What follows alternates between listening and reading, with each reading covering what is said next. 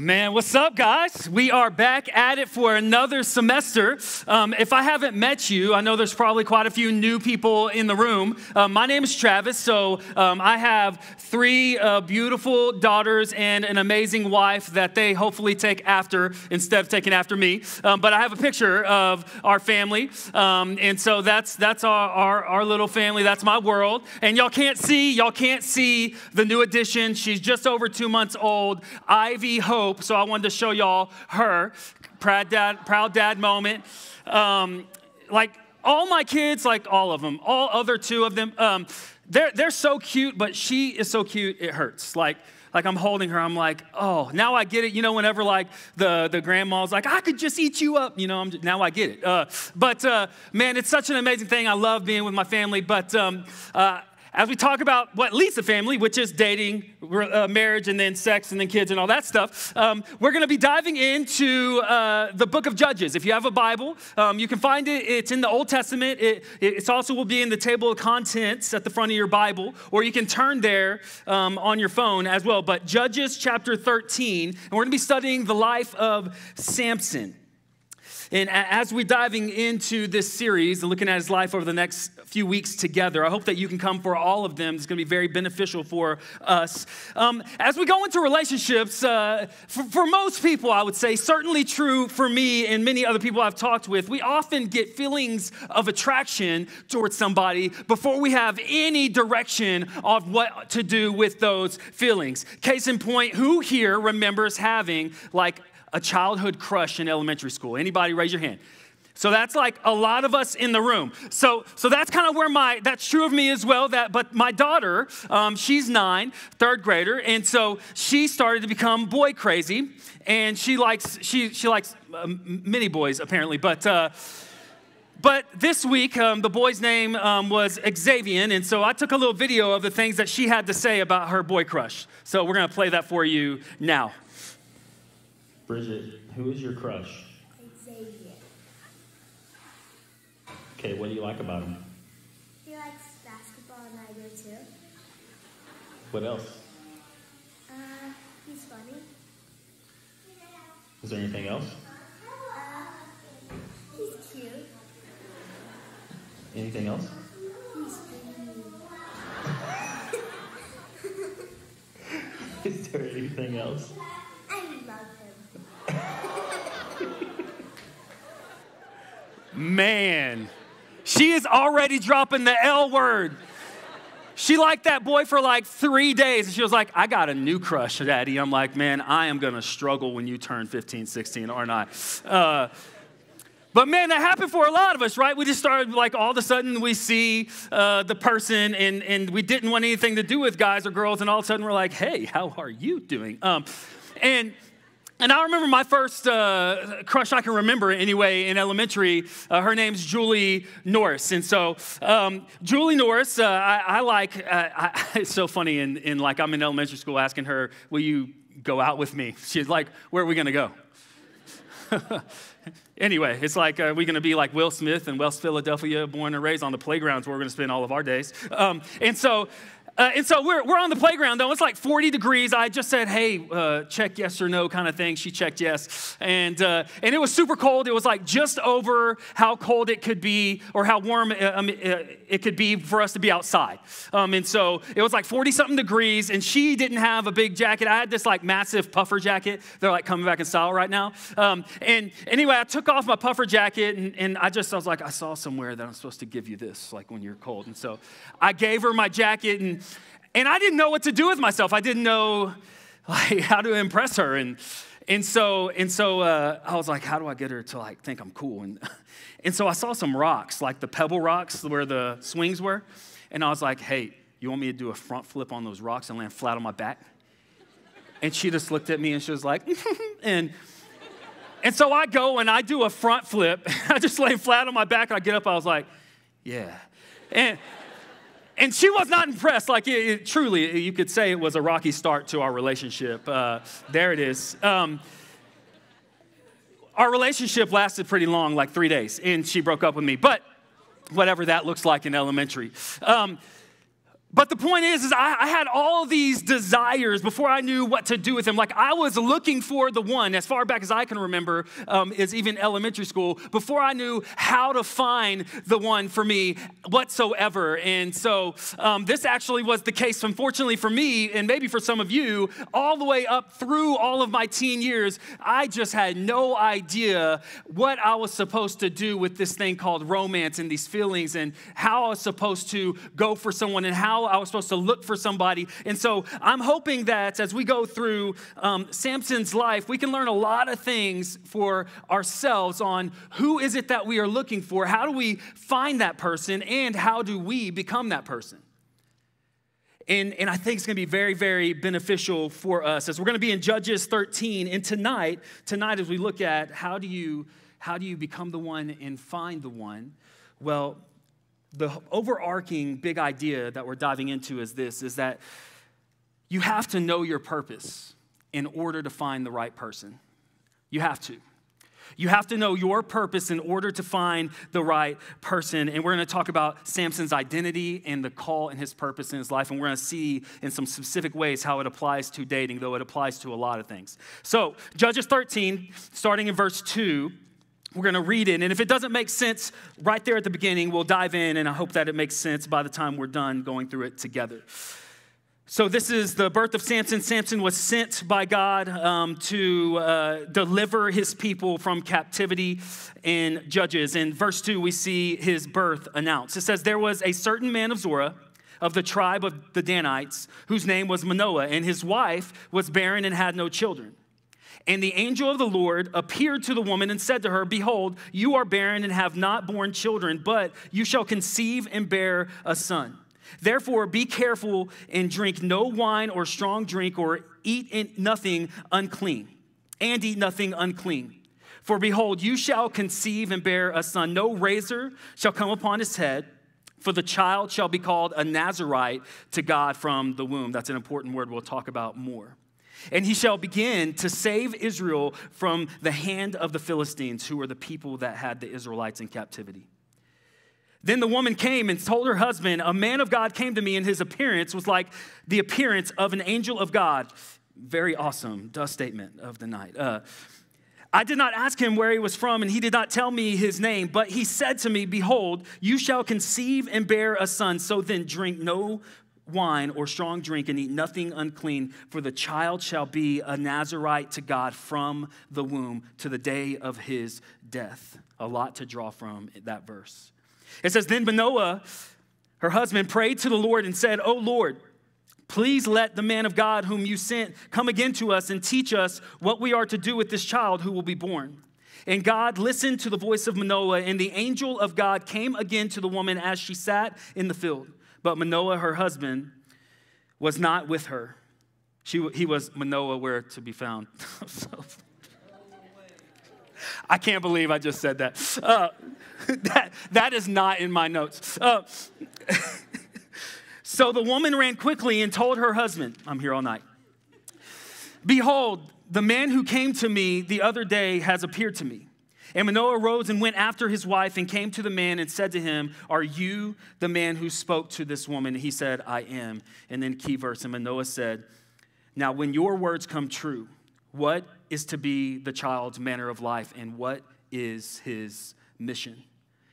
And the angel of the Lord said to Manoah, of all that I said to the woman, let her be careful. And again says, she may not eat anything that comes from the vine, neither let her drink wine or strong drink or any unclean thing. All that I commanded her, let her observe. And then jump down to verse 24 and 25. It says, and the woman bore a son and called his name Samson. And the young man grew, and the Lord blessed him. And then it says, the Spirit of the Lord began to stir him. So how in the world does this apply to us into dating? Well, we're going to see. But the first point, as we talk about how you have to know your purpose to find the right person, is living for my purpose is better than living for my pleasure. Living for my purpose, living for my God-given purpose specifically is better than living for my momentary pleasure and the pleasures of this world. See, there were certain things that he was to avoid, because he had a greater calling on his life. This is what the Nazirite vow was. Now, the Nazirite vow that was applied specifically to him in this time period was that he would not touch anything of the vine, so he wouldn't drink wine, and that he would touch nothing unclean. So he couldn't touch something that was dead or something that or anything that was unclean, and he could not cut his hair. So this was the vow that he was taking, and that was actually placed on him from God because of the calling that he had on his life. Now, God's not calling us to take a Nazirite vow, but God is telling us as his people and as people that he's calling to himself, hey, there's some things that actually aren't going to be good for you because you have a greater calling in your life, because you have a greater purpose in your life. And man, I can tell you, as somebody that has lived for myself and what I wanted, and chase what the world had to offer, which I can share a little bit about later. And somebody that has now stepped into following Jesus for over a decade, or 2 decades going towards now in my life. Actually, 2.5 decades. I'm 35 and old. Did someone just say something? You say, okay.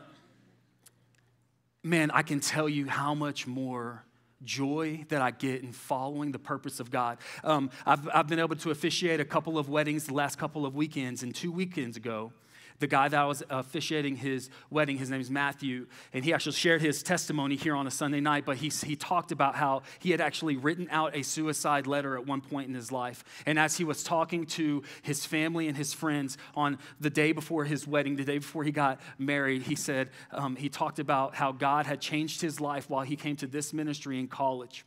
And he said, now, man, I have a God-given purpose that I live for and a God-given joy.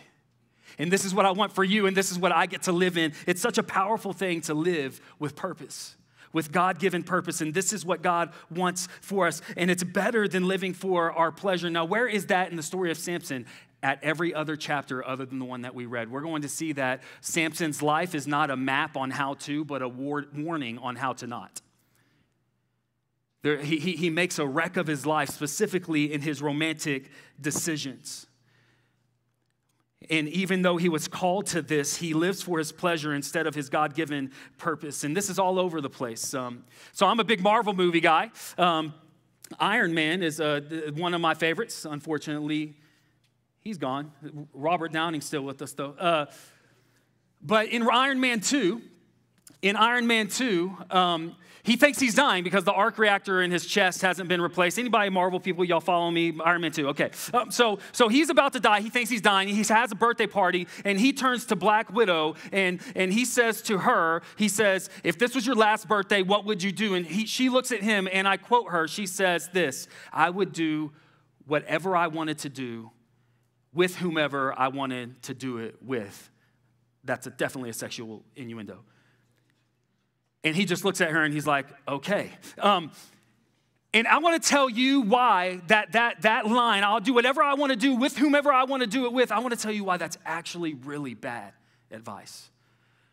Let's go to a real world example. I was talking with a guy at the end of the semester going into the Christmas break, and as we met, he talked about how he had moved here from Miami, and he said, and I was like, so what made you wind up in Lubbock? Because he wasn't from here at all. And so he was like, okay, well, I'll tell you my story. And he said, well, I was in the military, got out of the military, went, and I was going to college there. And I just realized very quickly the people he was around and the places he was around, he saw that there was a lot of clubbing, and there was a lot of sex, and there was a lot of drugs, and that's kind of what was sucking him in, and that was the lifestyle that he was falling into. And as he talked about that, he said, man, like, here's the crazy thing, like, it brings like pleasure to the body is the quote he gave me, but it rots the soul. And I had to get out of there. And as somebody who has been in a lifestyle kind of similar in my own way, I can tell you that that's so true, man. What I dove into, it brought pleasure to the body, but man, it rotted my soul. And this is what happened in Samson's life. It rotted his soul. And man, I can tell you, as I turned to Jesus in my life, I said, okay, God, I want to live the God-given identity that you have given me. One, it was difficult. It took me months and months to get out of some of those things as I turned away from sexual sin and drunkenness and getting high and all the stuff that goes with it.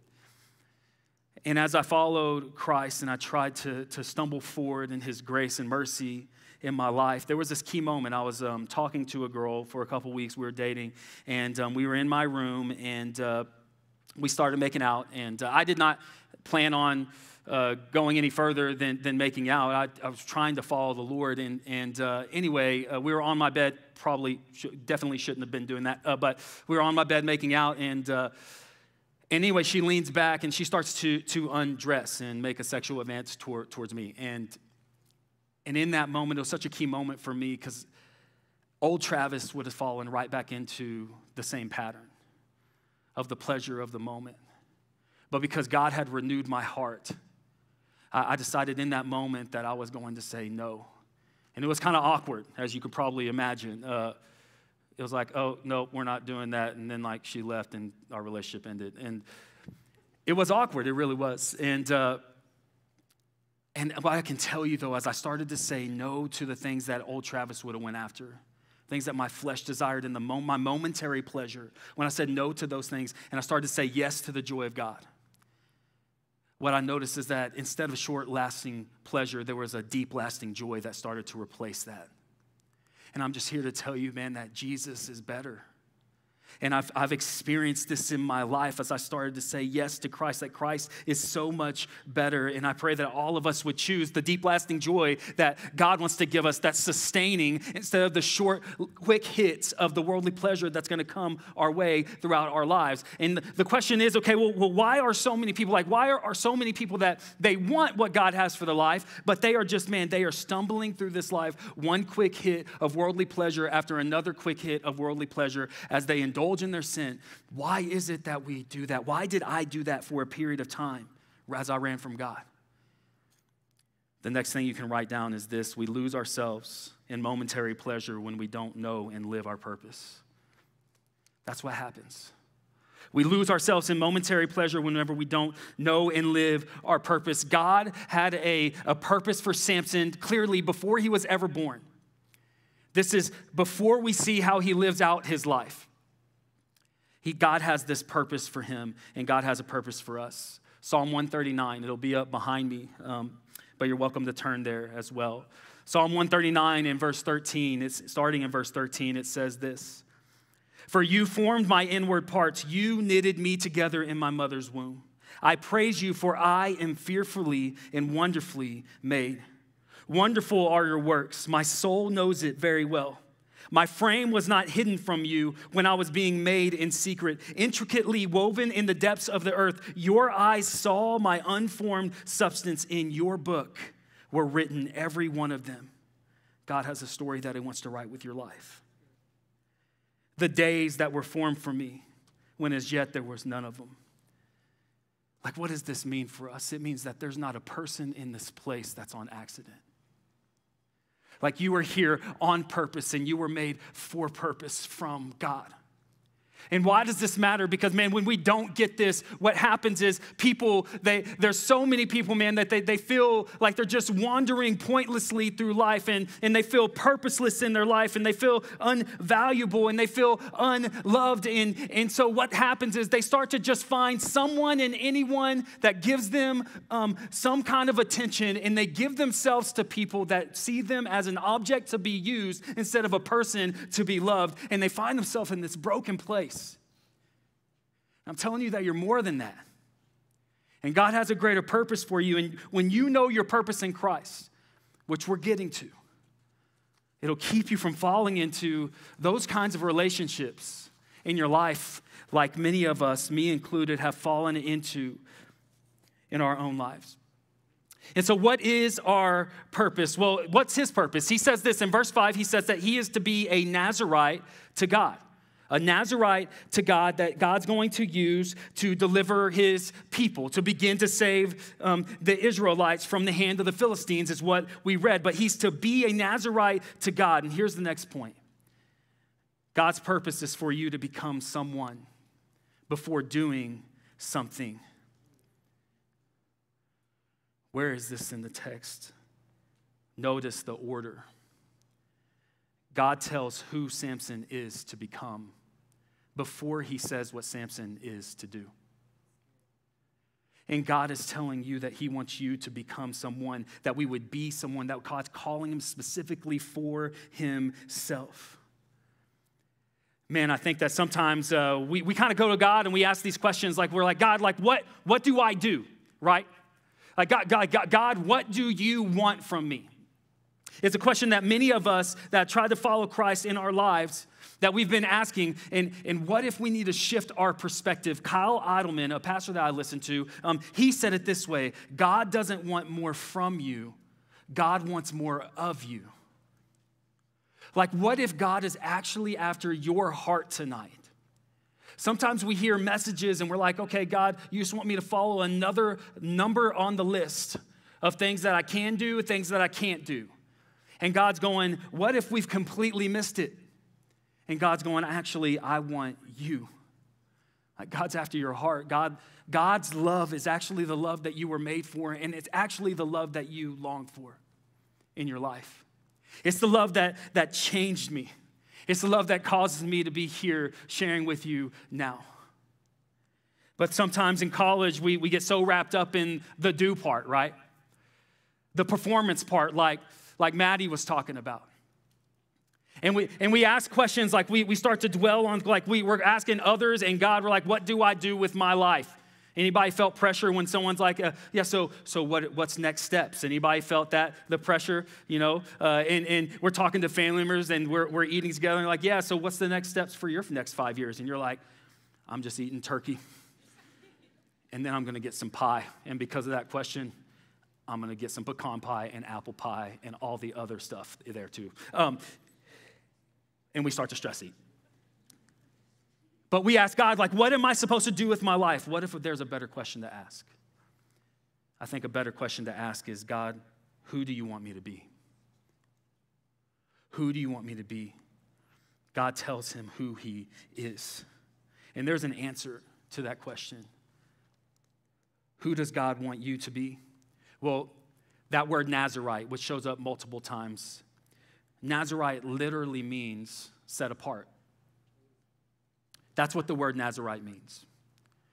There's another word that literally means set apart, and that word is holy. To be holy means you're set apart or you're different. That's what the word holy means. And actually, 1 Peter 1:16, God says straight out, like, hey, you are to be holy. Why? Because I'm holy. That means, like, we are to be a holy people.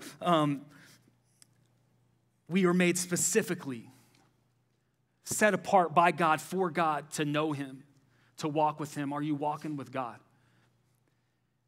Like, did you know that God of the universe actually wants to know you personally and walk with you daily? He's a Nazarite set apart to God himself before he's called to do anything with his life. And this is true of us as God has called us to be holy. And I think that the church has failed miserably in some areas when it comes to defining what holiness is.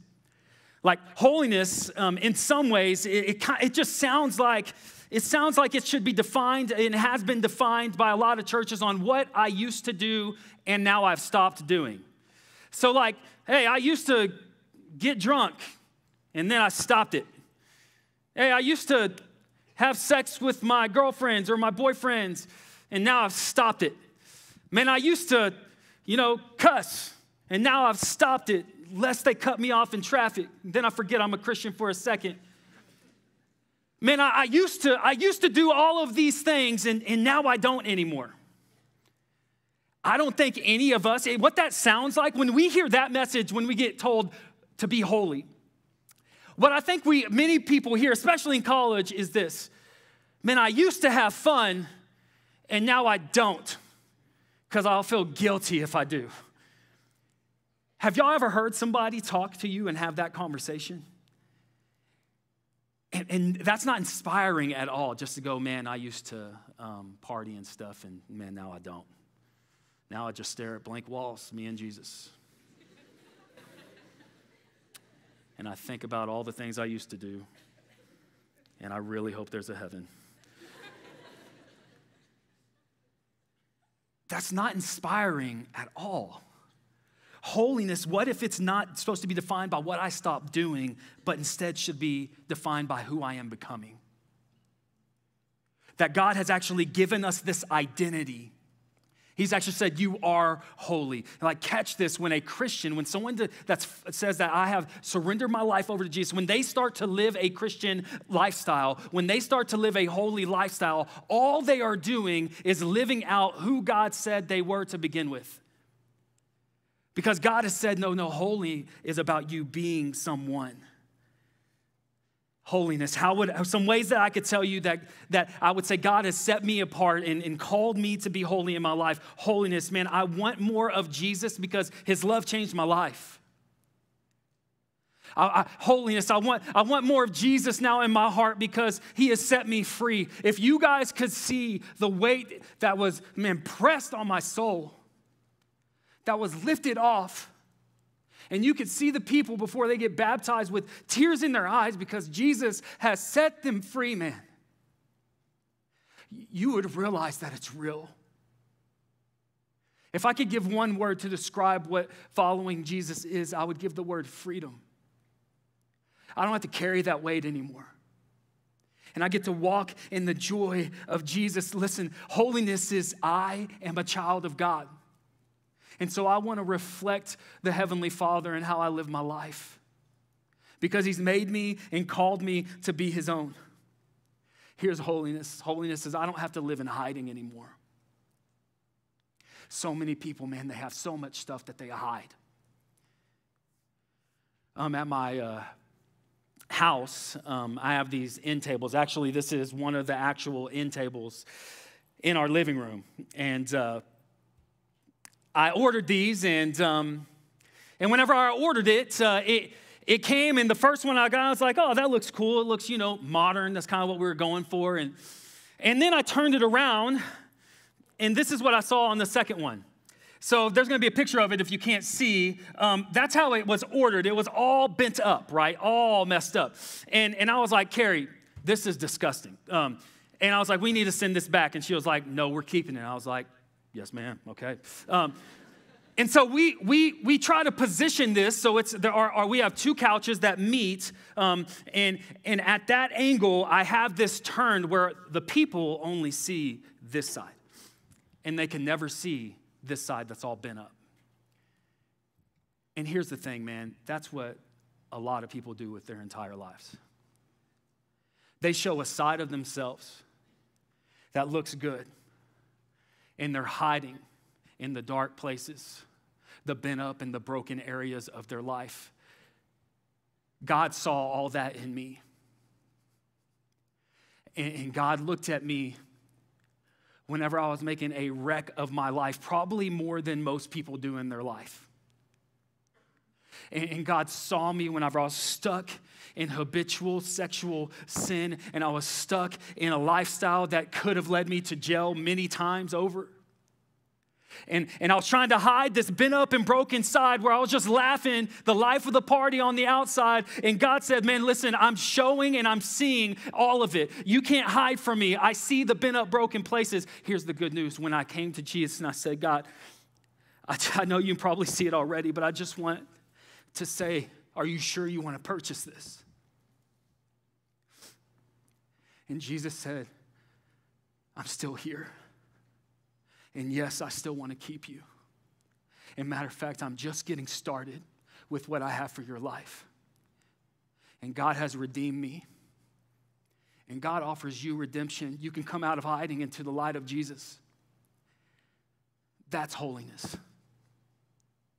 See how that's different than I used to do some things and now I don't?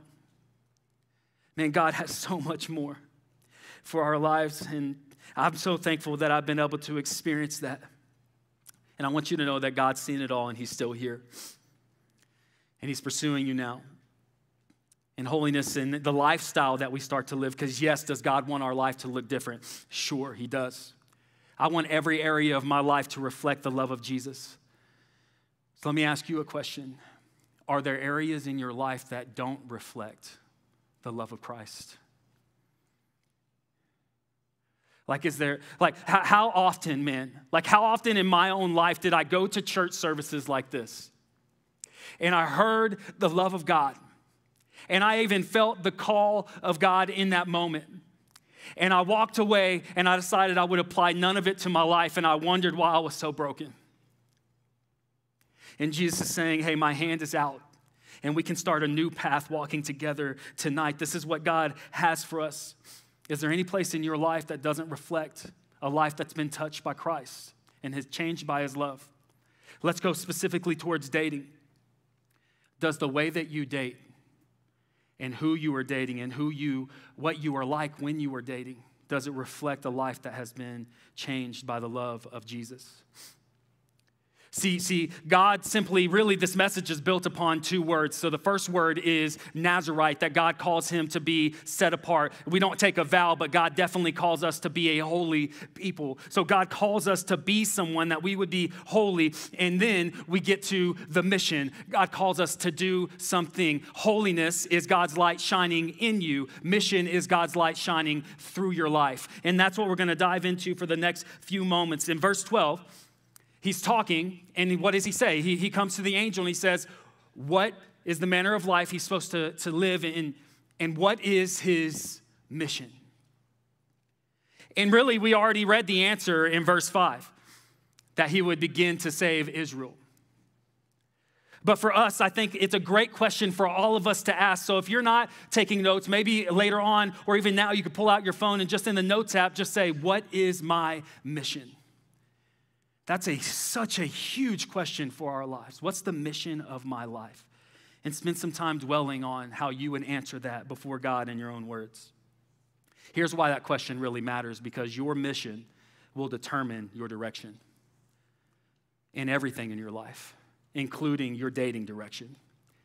Your mission will determine your direction. So he's called by God, and then he's given this mission. Again, this is before he is born, and we are to say, okay, God, what is my mission? If our ultimate goal is to live for Jesus, then that's going to dictate everything that we do, the why behind everything we do. So whenever my wife and I met, I was kind of like the bad boy that was known to not be really, it was a smaller church, and so like a couple hundred people, and She saw me come in, and I always had a bad attitude because this was whenever I was a teenager. And if you would ask me, why are you at church? Because I would go hungover, still high from the night before, unfortunately. And if you said, why are you here? I've been like, because my mom said if I'm not here, she's going to take away my truck. So here I am.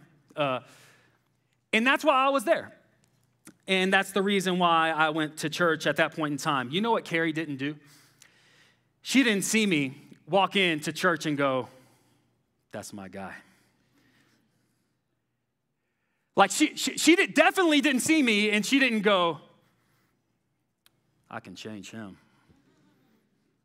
He needs a little Carrie in his life. That's what he needs. A little bit of God, a little bit of Carrie. We'll do this thing. We'll get it right. That was not an option because she had a greater mission. And so the direction of her life was dictated by that, and it changed who she would and would not date. And you could talk to her. She actually was like, yeah, I thought he was annoying whenever he first started coming to church. And listen, I'm trying to tell you this. There's somebody who thought that was funny. Okay. What I'm trying to tell you is this, that if you are on mission for the Lord in your life, then there should be certain people that are just simply off limits to you. Let me put it very, very plainly. Craig Rochelle says it like this. Another pastor, he said this: you can't marry the right one if you're dating the wrong one. That seems like an obvious statement, but if I was to say, and how many of us would say we've dated the wrong one? And God, and without even raising hands, the Lord's like, oh, you know he's talking to you. Man, that was my life. Like before I wised up and I realized that I need to ask God, is this person someone that's going to help me on my mission as I try to live for you, Jesus? But as we think about, okay, God, well, who should I date? Who should I not date? Who is the right one? Well, is your dating life, first of all, personally, is your own heart going the direction of God? And then is the person you're dating right now, is that person encouraging you in your mission as you follow Jesus, or are they a distraction as you are trying to follow Jesus? I've seen this happen so often. And maybe you're thinking, okay, well, what should my mission be? Well, the name Samson. The name Samson literally means of the sun or sunlight. That he's literally supposed to represent the light of God. And how does this apply to us? Well, Matthew 5:14, God's talking to all of us and says, you are the light of the world. I can tell you, if you are a Christian in here, like grand, like 10,000 foot view of your life, you said, what is my mission? Can you tell me that in a sentence? I could say, absolutely. God already said it. You are to be the light of the world as you shine the light of Jesus through your life. That is your mission. That's my phone going off on me. My phone screen broke, and now it just calls people randomly. My wife is on the phone right now, and she's probably in the back of the room as well. That's kind of awkward. They're laughing. Okay. Did y'all hear that? Okay. Anyway, so we're called to be the light of the world. There was this lady named San Juanita, and she's since moved away, and she was the missions director actually at our church for a while, and as I got to know her, she just did so many cool things. She would go, one of the main things she would do is she would go to third world countries, and there were children that they had special needs and some severe disabilities. And in third world countries, in several of them anyway, oftentimes people with severe special needs, they're seen as cursed, actually. And sometimes even throwaways. And that's not true in the eyes of God. There's no such thing as a throwaway to God. Every person's made in the image of God and means something to God, and God loves that person. So she would actually go and she would try to set up these people with medical care and some things to help these children so they could make it in life and thrive in their life. And she would go and visit them, and they had a name for her, and they called her Sunshine. And one of them said, hey, where are you from? And she said, well, I'm from the United States of America. And one of the parents of the children said, no, you're not from there. See, you love people like no other. You've got to be from God. And I heard her say that as they called her and they nicknamed her Sunshine or Sunlight. And I was like, man, God, I want to be that kind of person. And this is the kind of marriage that I want you to have, and that I'm so thankful that I can say that I am going towards having more and more and more in my life. Often whenever, actually I just officiated a wedding last night and for the Birdsales. They're here now. And as they were getting married, I said that you two shine bright as individuals, but together you are going to shine brighter as they went to go light the unity candle together. And it's true. And I want that to be true for you. That the person that you were with, that you shine brighter for Jesus because you're with that person. Let's fast forward in your life. So most of you probably want to get married and have kids. Not everybody, but most. Is the person that you're dating or the kind of people you're dating, is that the kind of person that you would want your daughter or your son to one day be like? Now let me flip it because it's called Are You the One? Let me ask you a direct question. Are you the one? Are you the kind of person that right now, the way that you're living, that you would want one day your child to be like?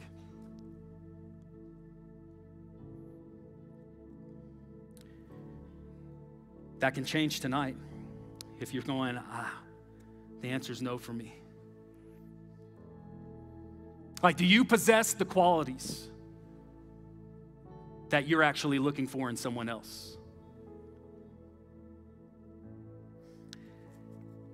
If you're saying no to that question, here's the elephant in the room with Samson. You can go and read the next few chapters. We're going to be diving into those in the next couple of weeks.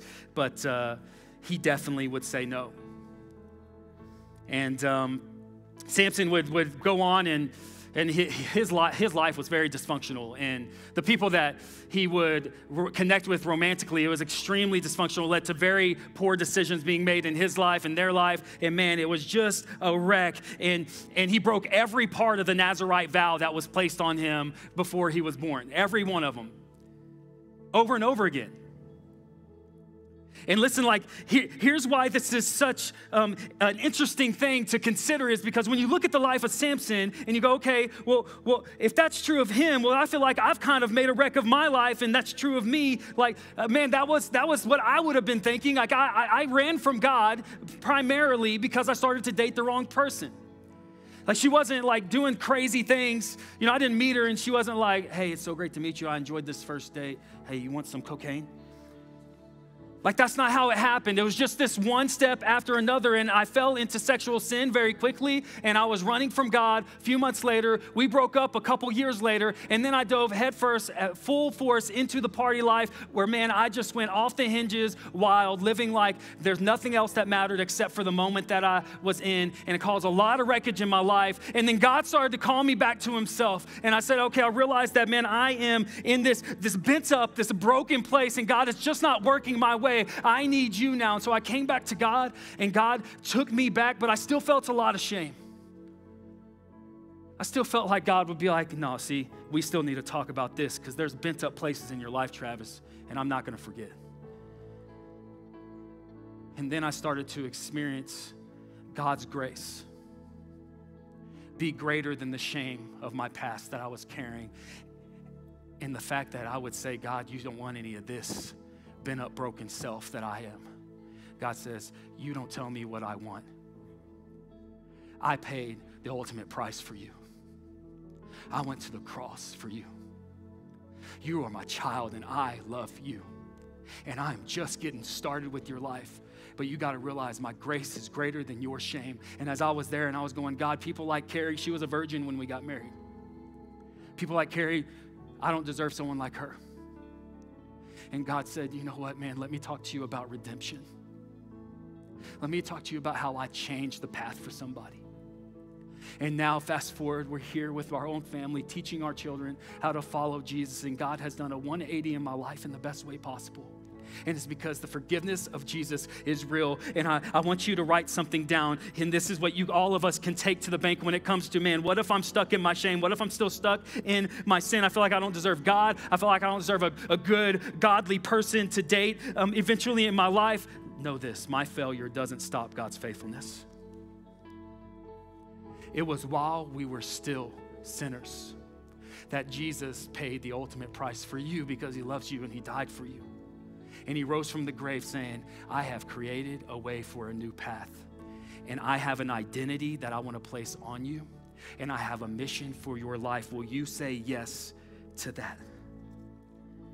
For every failure, God stands ready to forgive and restore and redeem. So why not start today, guys? If you go, I feel like my dating life has just been not great. Why not start going God's way today by saying, Jesus, I'm yours. I'm yours. When it comes to purpose, truly I believe this, there is no purpose without the person of Jesus. When it comes to our mission, there really is no mission without our Messiah coming to save us and give us a new path. Let's pray. Would you pray these words to God as we close? God, make me who you want me to be. Jesus, help me to live out the purpose of knowing you and the mission of making you known.